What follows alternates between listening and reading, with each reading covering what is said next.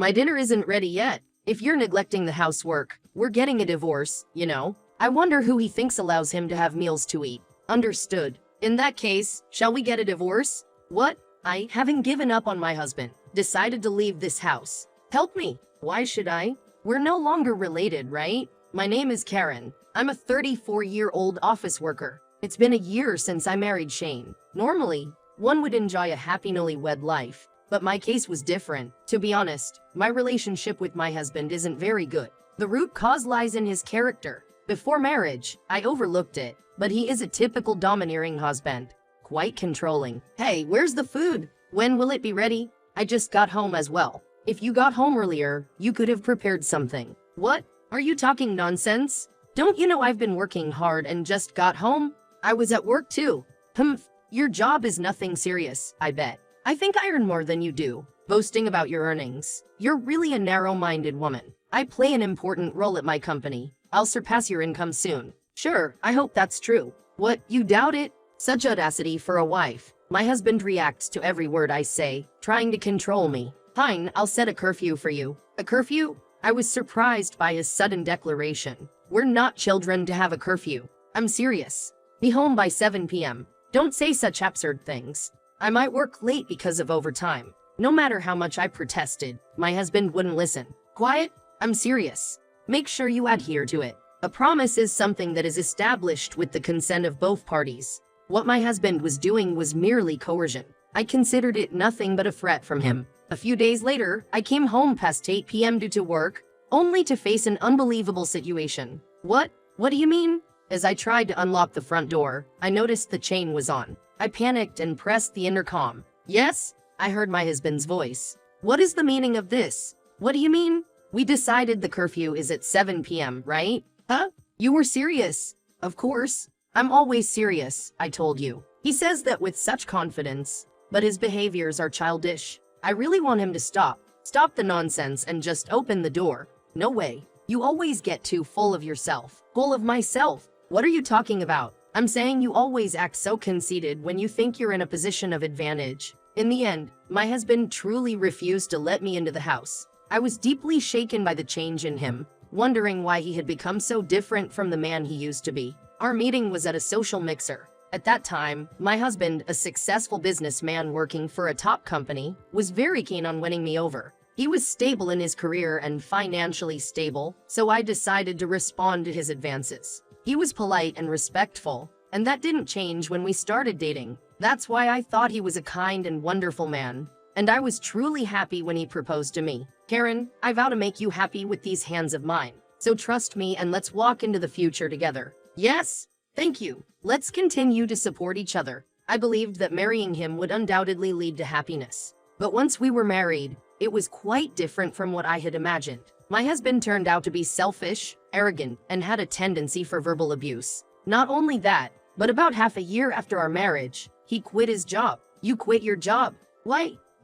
That company wasn't worth it. They didn't recognize my abilities. Why should a junior get promoted over me? It doesn't make sense. He quit his job on a whim, frustrated about not being promoted. It was a shock to me. I had respect for him as a competent man working in a top company, so I had somehow accepted his verbal abuse. My elite husband suddenly became unemployed. He attended numerous job interviews afterward, but none led to a job. Damn it, why is this happening to me? I come from a top company. Even though I'm lowering myself by applying here, why don't I get the job? Maybe it's your attitude that's showing in the interviews. Huh? Don't talk like you know anything. Your workplace is a lower-ranking company anyway. That's cruel. So that's what you thought. I'm just stating the facts. My husband directed his frustration at me. He had always been the type to control the home, but his verbal abuse had intensified since then. Eventually, unable to find a new job, he settled for a part-time job, working only 3 days a week, citing job hunting as the reason. As a result, his income dropped to about $700 a month. Yet, he still behaves arrogantly towards me. My view of my husband worsened by the day, to the point of regretting why I married such a person. After that, I continued to lead a life harassed by household chores and dinner preparations, all while listening to countless complaints from my husband, who would return home earlier than me. It felt as if I was dealing with a teenager, and I was physically and emotionally drained. Despite this situation, I couldn't bring myself to consider divorce since we had been married for less than a year. During that time, my husband grew increasingly audacious, eventually setting a curfew for me and locking me out of the house. Why did I have to endure such treatment after returning home exhausted from work and even doing the grocery shopping? When he locked me out for missing the curfew, I was completely at a loss. Normally, this would be the time to go back to one's parents' home, but mine had passed away. I was at a loss for what to do and desperately needed help. After some thought, I decided to call my best friend, Mika. Hello? Mika, is it okay if I come over now? What's the matter? Did something happen? The thing is, my husband won't let me into the house. What? Why is that? Okay, come over quickly. Thank you so much. And with that, I rushed to Mika's place. Sorry for the sudden visit. No worries. What happened? Well, I explained how I had been locked out of the house for being late for the curfew set by my husband. He really said that to you? Yes. I can't believe that. Sounds like an abusive husband. Maybe it's because he's proud of working for a big corporation that he looks down on you so much? Oh, about that. I also told her about my husband's sudden resignation. What? A part-time job? That's unbelievable. How can he act that way when you're the one earning? Yeah, you should definitely get away from him sooner rather than later. But we've only been married for less than a year, and I feel like it wouldn't be right to just get divorced so easily. But Karen, you're not happy, are you? No? My best friend looked troubled, pondering for a moment before making a suggestion. I don't know if your marriage will work out, but how about you start documenting whenever your husband shows his abusive side? You could record it or keep a diary. Really? I want you to divorce him as soon as possible. But if you do decide to divorce in the future, I hope you can make him face severe consequences if possible. Yeah, maybe you're right, right? So I think it's important to keep records. And I'm here to support you if anything happens. If you're in trouble, come take refuge here. Thank you, Mika. My best friend was a great source of comfort and support, and I was truly happy about that. Feeling that I had an ally gave me courage. I used the ingredients I had bought from the supermarket to cook a homemade meal for her as a token of my gratitude. It's so delicious. Karen, you're really good at cooking, aren't you? Really?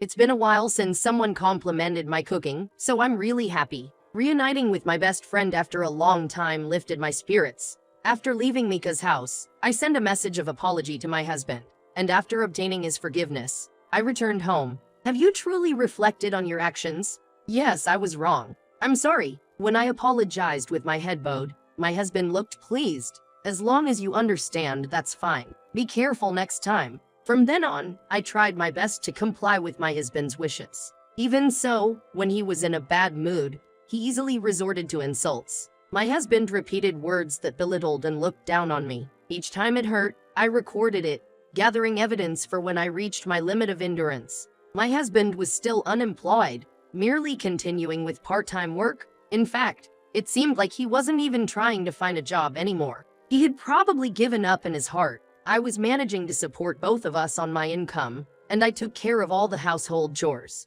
He complained and behaved badly towards me, thinking he could control me. He must be satisfied with this situation, dependent on my salary, yet treating me with an attitude akin to emotional abuse. I told my best friend that I didn't want a divorce, but my patience is nearing its limit with my husband's unchanging attitude. I feel like I'm at the end of my rope. How can he be so insensitive? How does he see me? Why did he marry me? Such questions crossed my mind. Then one day, I came home after 7 p.m. to do unavoidable overtime work. Fortunately, my husband was out and hadn't returned yet, so I was able to enter the house without being locked out and started preparing dinner in haste. However, he returned home shortly after. Oh, welcome back. Seeing that I was still preparing dinner, he looked displeased. What, is my dinner not ready yet? I'm sorry, it will be ready soon. Don't lie. You've just started, haven't you? I'm sorry, I've just gotten back. While talking, I noticed a bag from an expensive brand in his hand. While I was working hard, he had been leisurely buying luxury goods. It was a selfish and unforgivable act. He continued to berate me without any regard for my feelings. Do you lack the ability to learn? Or are you intentionally trying to anger me? You incompetent. If you neglect the household, we'll get a divorce, understand? At that moment, my patience finally reached its breaking point. Who does he think is providing the meal he eats? All right, shall we get a divorce then? What? My husband looked dumbfounded. I decided to leave this house. Hey, are you serious about divorcing? Yes, I can no longer walk alongside you. You are superficial, useless, arrogant, and the worst man I have ever seen. My assertion seemed to dye my husband's face with indignation, his whole body trembling with anger. How dare you? You have no right to say such things to me, a low-ranking employee. I have no further need for a woman like you. With those words, he produced a form of the affidavit of the defendant from a drawer. When he had prepared this, I did not know, but it was convenient for me. I immediately signed the form, gathered my belongings, and left. Now, I have no ties to him whatsoever. Feeling refreshed, I headed to my best friend Mika's house. She welcomed me warmly. You've worked hard. Now you're free. Yes, it's because I had your support that I found the courage to divorce. I'm grateful. Don't let your guard down.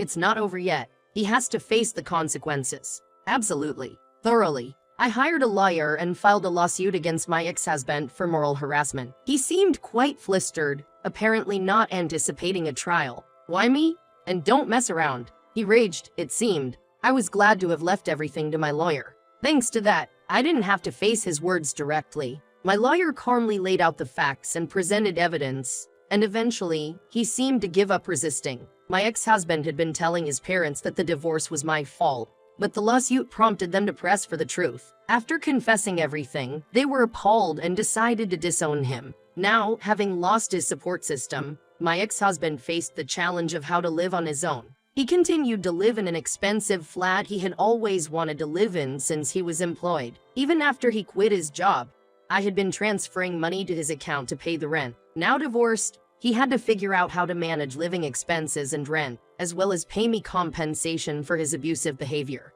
The rent was $1,000 a month, which he couldn't afford on his income alone. In trouble, he called me. Hello, what is it? Help me. At this rate, I'll be lost. Why should I help you? We have nothing to do with each other anymore, right? But we once loved each other, didn't we? That's creepy. What? Don't you realize how self-centered you are? Do you think your actions are already forgiven? Do you understand how much you've hurt me? I'm saying I'm sorry. I'll apologize. So, such an empty apology means nothing to me.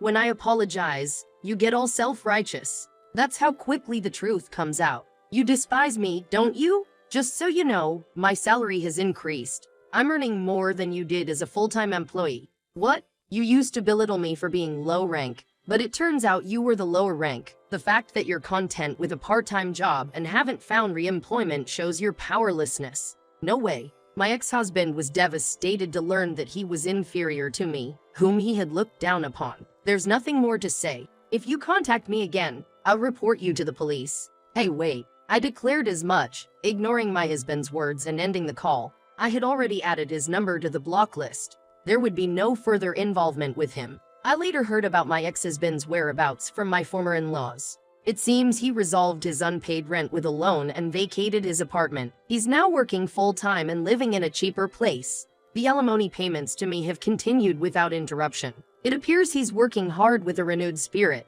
However, that doesn't mean I have any intention of reconciling. I am currently sharing a spacious new flat with my best friend Mika. We spend our days having fun chatting, drinking in the evenings, and enjoying a peaceful and fulfilling life. I owe a lot to my best friend this time, so I plan to give her a gift as a token of my gratitude soon.